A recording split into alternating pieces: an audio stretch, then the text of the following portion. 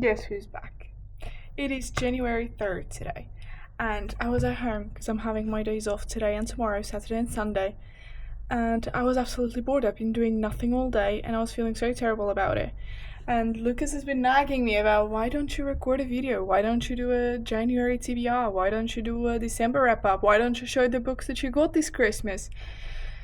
And I don't know, I've just lost all my inspiration. I just don't want to do all the videos that everyone does every single month, which is a wrap up, a TBR, and always a book haul or a book run haul, or it's always the same things. And I just want to make book friends. That's literally all I want. People do this for work, they need the money. Like, this gives them money to survive. I don't. I'm literally just doing these videos to gain some bookish friends. I have absolutely no other goal with this. And in September was okay. Then October was terrible. I read like 4 books in October, and November went the same way. I still have my Christmassy phone case. I read 11 books in August, 7 books in September, 5 books in October, 4 books in November. I was just entering, it's not even a reading slump. The thing is, I don't know why, but I've been forcing myself to read 6 to 7 books a month, because that used to be my average. But it's totally fine. You're on vacation, you have a bunch of time to read. It is totally fine to read more than usual. And then I come back home and I'm like, oh, I'm only reading 6 books a month. I'm only reading 5 books a month. What is happening? Life is happening. Work is happening. I started my work in October as well. So I had a lot of things going. But I felt so bad that I wasn't reading, and then I didn't want to be recording videos because I had nothing to record about. I wasn't going to record a video about 4 books that I read because I feel like all the booktubers always do 6, maybe even freaking 10 books per video. And fair enough. Fair enough. This is your life. This is literally what brings you money for you to, survive. So I get it. You must do it. I'm trying to take the pressure off my shoulders to read so much and do whatever the average is. I don't want to do that, okay? I want to enjoy my reading. So, today's gonna be the first day that we do that. I am gonna start, I just finished, I'm actually gonna do maybe an all-in-one in this video. I would like to do a December wrap-up. I didn't read many, I read 6. I think that's many, in my opinion, that's fair enough. And I have quite a good mix. And I also read my first Stephen King book, and we must talk about it. It honestly feels quite good being back here. Back in this spot. I sit in this couch every single day, but with a camera in front of me, it actually feels crazy. But we're gonna do, first of all, all the books that I got for Christmas. And now, I don't know if I showed you, but I will leave a picture here. Right in front of me I have the Christmas tree, and I also have the advent calendars that me and Lucas made last year. So this year we didn't have to make them because they were already made from last year, but we still had to fill them in. And Lucas gave me quite a few books to fill up the advent calendar. I'm gonna go through all the books that I got on my advent calendar rapid fire. So starting with the best. Lucas gave me 12 Days of Murder, which I read last year, and I have it on my shelf. So he gave me this. I opened literally this corner, and I was like, you're joking me, and he thought that I was so excited about the book, but he was like, yeah, what do you think it is? And I was like, I'm sure this is the 12 Days of Murder. It's like, how'd you know? And I'm like, because it's on my shelf. And then I unwrap it, and it's exactly the 12 Days of Murder that I have on my shelf, the exact same edition. And I was like, okay, I'll forgive you, that's fine. He doesn't have to know all the books that I own. I'm pretty sure he bought me this book last year as well, but we're not going to talk about it. Then he got me, this one I actually didn't get to read. He got me The Christmas Wish by Lindsay Kelk, I think. The book is tiny, compare this to a normal book, this book is so tiny. So I haven't been the most excited to read it because the letters are also tiny as hell. But hey, The Christmas Wish, that was really cute. Also very surprised by these two. I knew this one as soon as I opened the little corner I knew what it was. It's like, how can you not? One day in December. I was so excited to read this book. It's been on my wish list for a whole year, because I put this on my wish list back in 2024. So this was on my wish list for a year, and he finally got it to me, and guess what? I didn't love it. I gave it 3 stars. I gave it 3 stars, and I was so excited about it. But I was so happy to get it. I got Jenny Colgan, The Christmas Bookshop. Also another one that I was so freaking excited. I was so looking forward to it. And then I gave it 2.5 stars. And my note was, this book could have been an email. I am so happy with this. I knew exactly that he bought this book. I knew that he had bought exactly this book, because we went to a bookstore in Rovaniemi. We only have one bookstore, which is very sad, and it's called Suomalainen. It's like the chain bookstore in Finland, and I saw this book there. I never shop there, but I always go to see, how is it looking.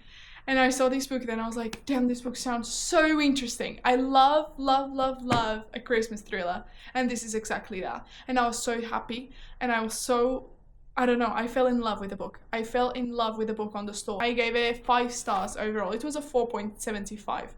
But it was so good. It was so good. It might have been also because I was having such a bad time with Christmas romances that once I had a thriller, I was like, whoa,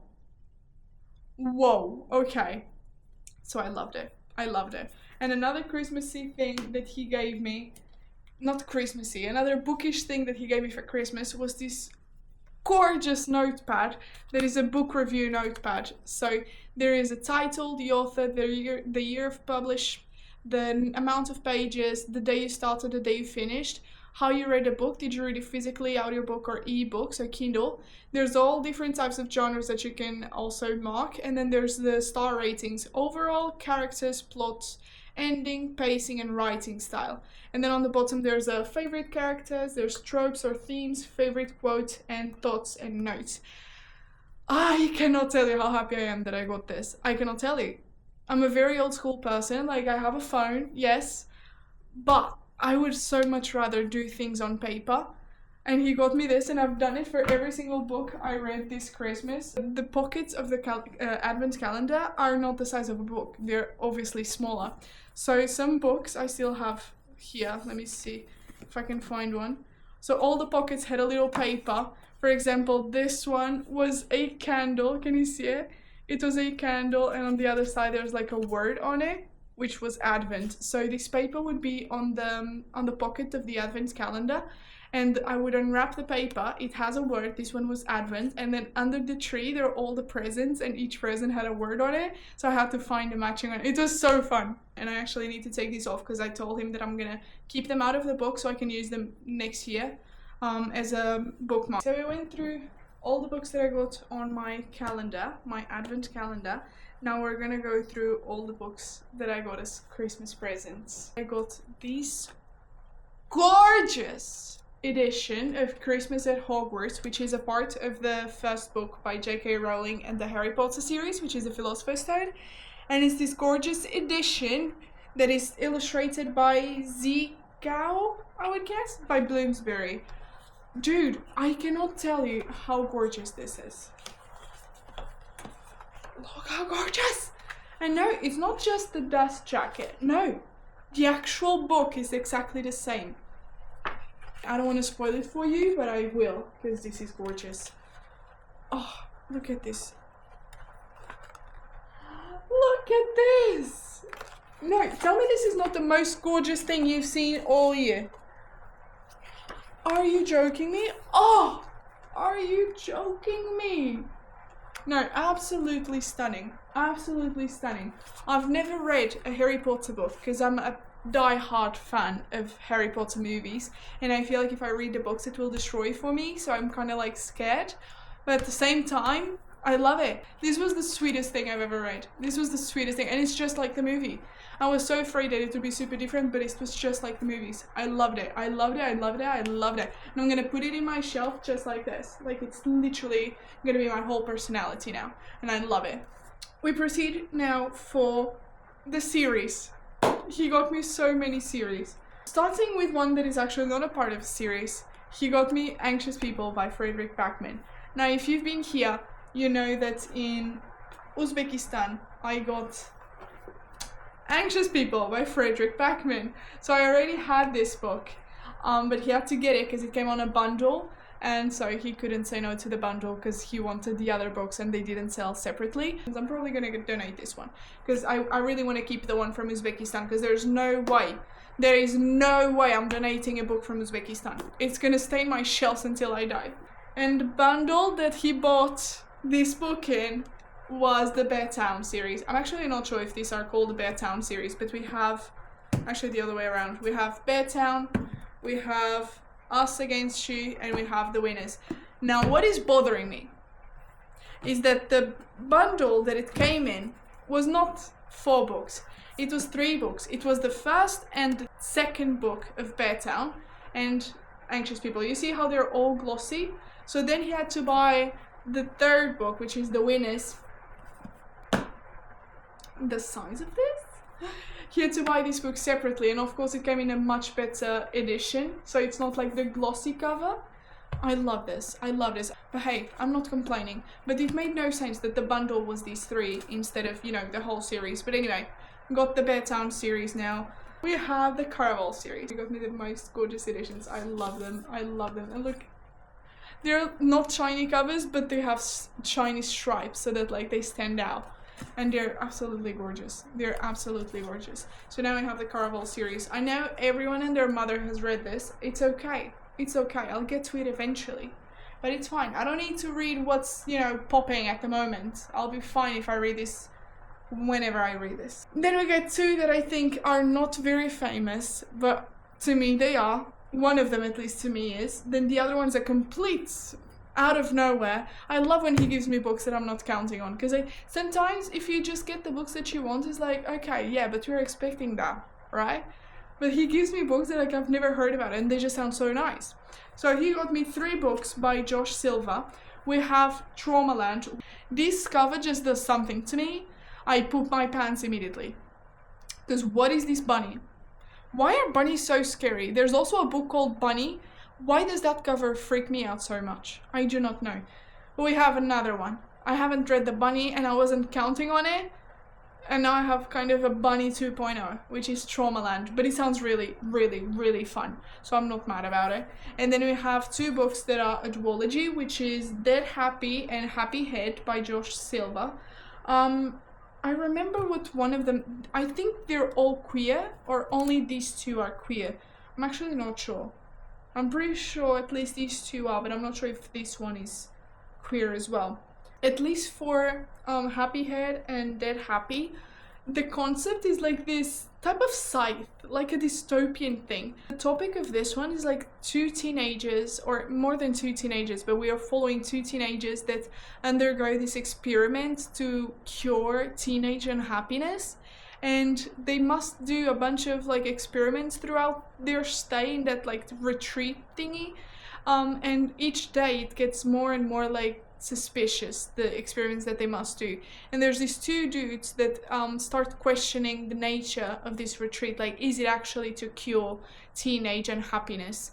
And they fall in love. They need to find the answers to whatever questions they have and try to stop the experiment that is happening, because it's definitely not what they're advertising it as. So there's a lot of teenagers there that, you know, are not getting what they were told they would get and are getting a little less happy ending. There's only these 2 books in the series so far. I'm not sure if there's going to be more. But there's Happy Head and Dead Happy, and then Traumaland is completely separate from the rest. The pile is getting bigger and bigger. I'm going to put them here as well. And now we have one that I was so excited. I was not counting on it because I wanted this box last Christmas as well. I honestly didn't think that he would remember. We have A Deadly Education. These books are absolutely gorgeous as well. We have A Deadly Education by Naomi Novik. There's A Deadly Education, there is The Last Graduate, and there is The Golden Enclaves.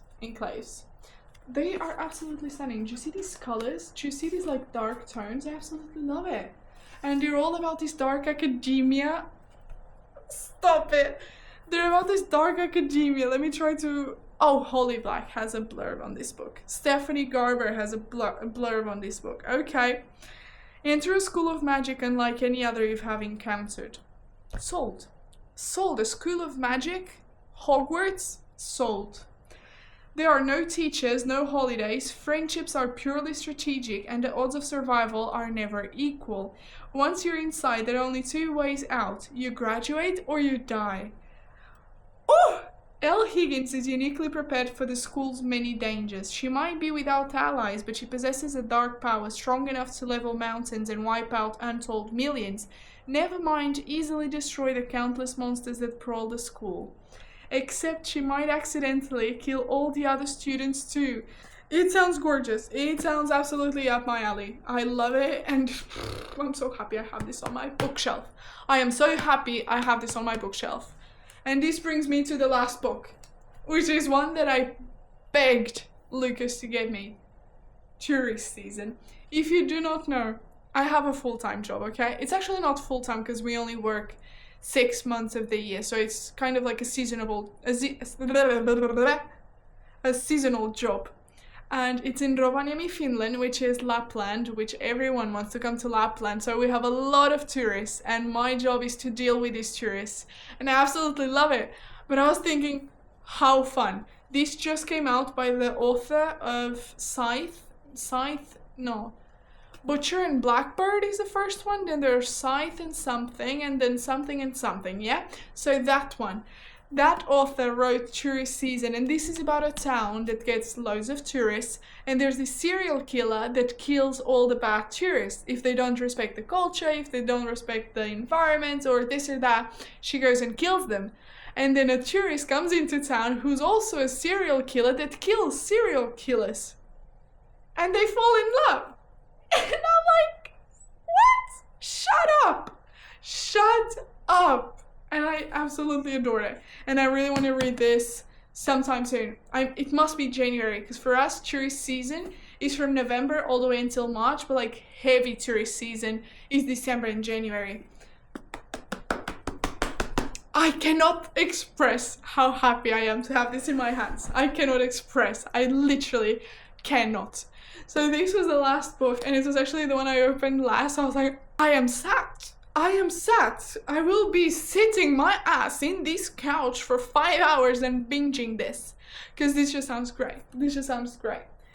And that brings us to the final haul of the Christmas books that Lucas got me this Christmas. And, oh, there's this more. And just one more. You can't even see the whole thing. These ones. This on my calendar. And you know, Lucas keeps saying that I should go on a book buying ban. I'm like, dude, you should go on a book buying ban. What do you mean I should go on a book buying ban? I haven't bought books for like a year.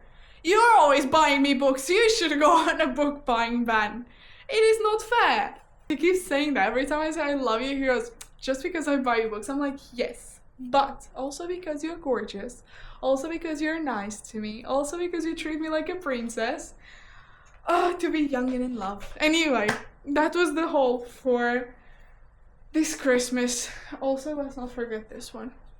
This is gonna stay here.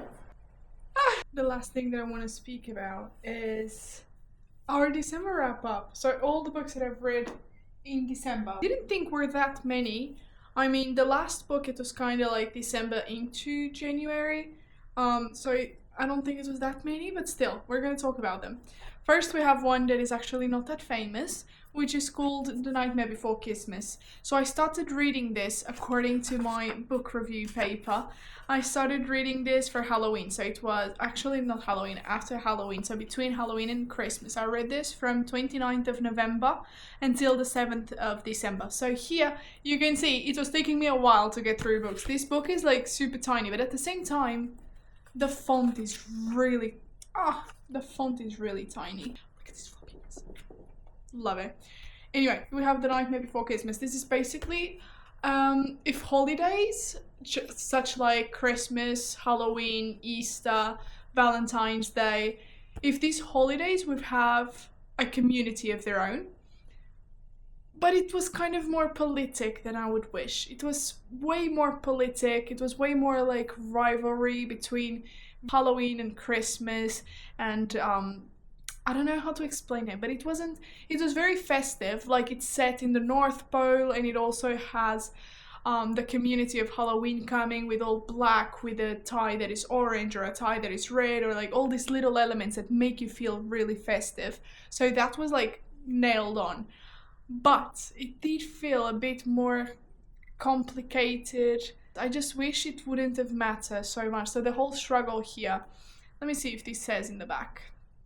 It says in the back. So basically you have Santa and you have the son of Santa, which his name is Nicholas, but he likes to go by Cole, which is really funny because, you know, that Cole is what you get for Christmas if you're not a good person.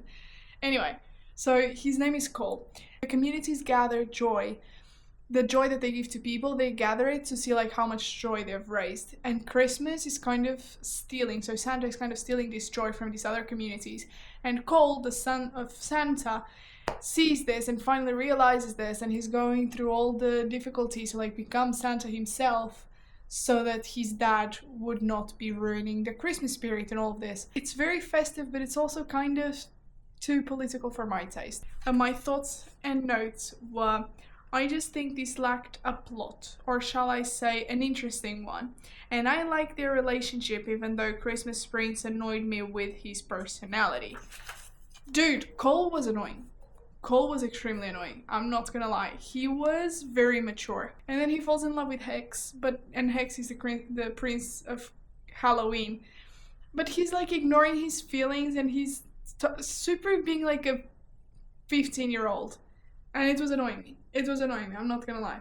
So I didn't enjoy that part so much, and I ended up giving it a 3-star. Almost 400 pages just about Cole fighting his feelings for Hex and Santa stealing joy. That was all there was to it. Next, we read The 12 Ways to Kill Your Family at Christmas, and this one I gave 5 stars, which was a 4.75. My thoughts and notes were, however good it was, the consistent typos pissed me off. Also, the ending could have been more surprising and unexpected. This is about a family that they go off to celebrate Christmas as a family, like they always do. But everyone in the family starts dying, like one by one they start dying in the most funny ways possible. There's Grandpa ends up dying with the lights, and it's super ironic because the grandma keeps pissing him off, saying, go put the damn lights on, I've asked you for weeks. And then when Grandpa finally goes to put the lights on, he dies, electrocuted by the lights. That was super funny. So this is a Christmassy thriller, but also like a funny thriller. It's a comic one. It's not gonna scare you. It's just gonna make you laugh at how like original this author was coming up with those ideas. I'm not gonna tell the rest of them because they're all super funny, and every single one I thought it was gonna get boring as you got to the end, but it didn't. But then the end didn't surprise me. When we got to the whodunit situation, I wasn't like actually like, what? I was like, oh yeah, duh, obviously. So it could have ended a little better, but the cover is absolutely gorgeous. And this back with a knife here, that's...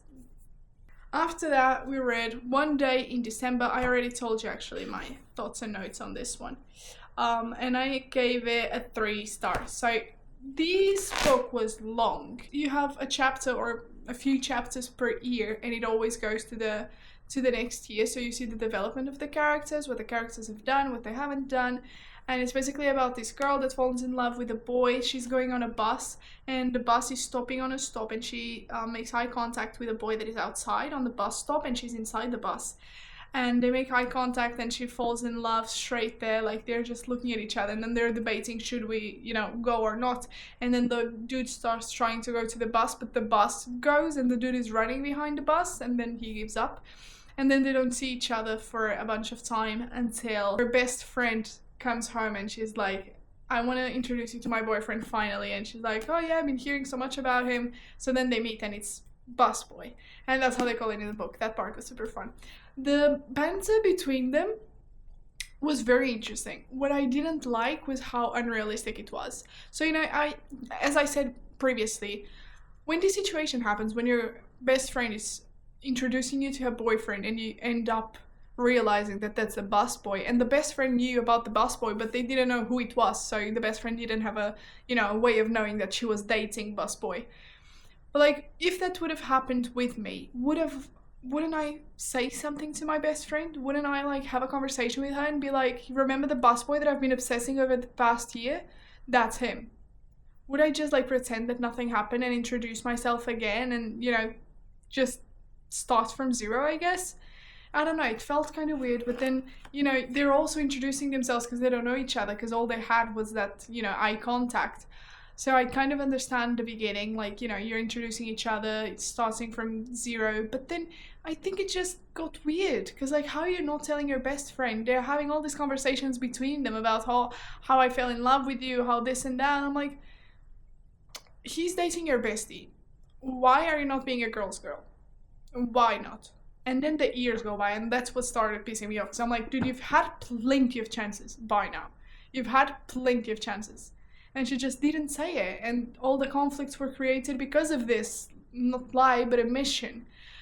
And that was pissing me off. And I think I gave this 3 stars. 3 stars. The Christmas bookshop. This was disappointing. This was a 2.5, yeah. And it was, this book could have been an email, because there was absolutely no plot to this. I'm raging a little too hard. This book is about a woman that is financially struggling back home, and she decides to move to Edinburgh, it's where her sister lives, and her sister has a bunch of kids, and she feels super jealous of the kids, but she doesn't want to admit that she's jealous. She's like, oh, at this point she's just popping them out to show off. I'm like, that's your sister we're talking about, mate. That's your sister. She moves to Edinburgh and she finds a job, and it's on a bookshop, as you could have guessed. But then gets to the end and she's still a woman, she's still fighting, she's still financially struggling. I'm like, what was the point of this? Like, all the relationships she's built and the life that she has built for herself, I can see that. I can see like the growth in her. But what was the point? This could have been half the size. This could have been a novella. It did make me want to go to Edinburgh though. The way they describe Edinburgh, I was like, I'm booking my flight as we speak. Okay, I must visit. It was sounding so good. And I did like the environment, like the vibes that it was giving. It just wasn't it. The pacing was a 1 star. The plot was a 1 star because there was no plot whatsoever.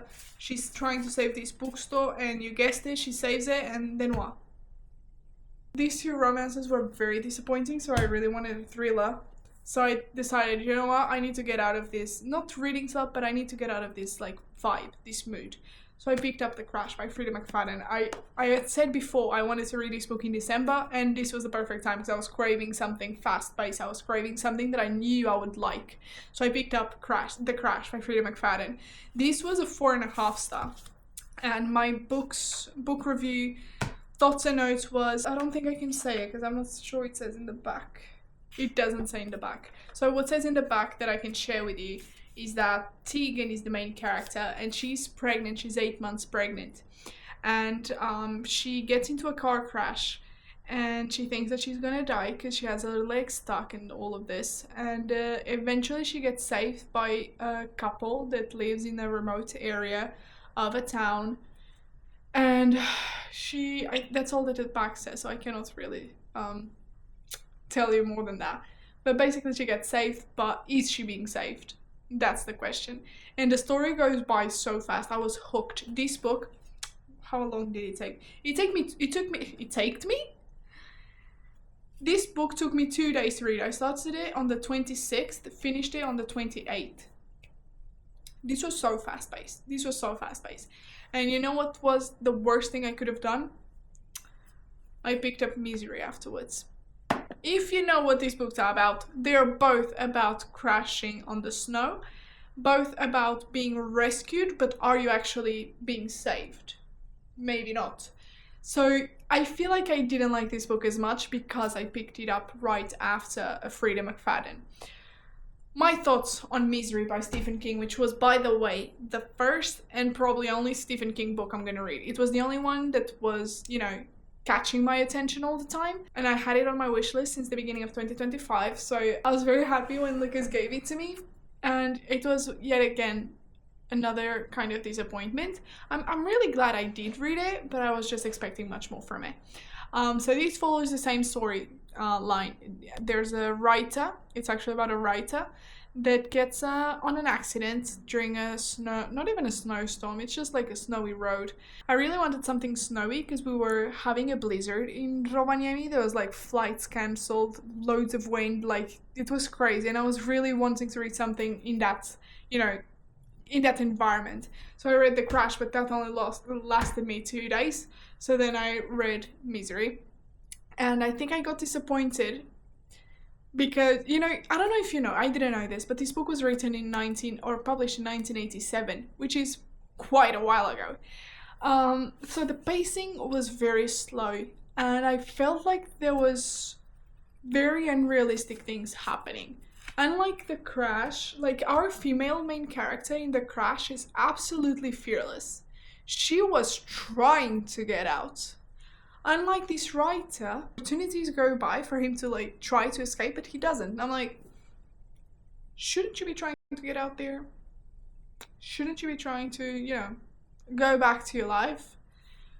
And it was just so slow, so painfully slow. This was the first book I read as an audiobook, so all the others I marked as physical books because I only read physical books. This was the first time I had it as an audiobook, and it was great. If it wasn't for that audiobook, I would never get through it, absolutely never. I didn't find it scary at all. I did find that there was a lot of suspense, and I did see like the torture elements on it, but I didn't find it scary. And also the writing style, just like text, you sometimes read a text not how the person meant it for you to read it, and I was feeling that way with the book. I was feeling like I was reading expressions that was supposed to be funny or was supposed to be scary. Now I wasn't finding them scary because I wasn't reading them right, and that's totally on me. It might also be because English is not my first language, and especially American, and especially a cowboy English. So I was kind of, reading it, but I wasn't getting it. And then I started the audiobook, and that absolutely changed it. Then I read this book super fast in like 3 days with the audiobook. I think I gave it three and a half. I think I would have enjoyed it more maybe if I wouldn't have read The Crash right before. I knew it was a tricky move to make. In my defense, like I was fully aware of that. But I just did that mistake anyway. So I was thinking, I liked it so much, why wouldn't I like this, But at the same time, I really wanted to read this, so I had to know. But yeah, that was my review of the Stephen King Misery. First and probably last book I read by him, to be honest. And that brings us to the end of this video. I cannot believe I am finally recording again.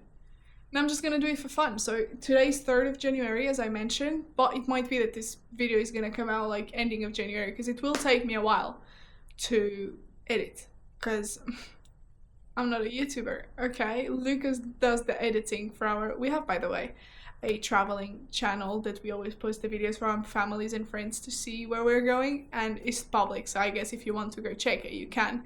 It's called Broke Packers, because we are broke and we backpack. So he does the editing of those videos, those vlogs. So I do the editings of this channel. I hate calling it a channel.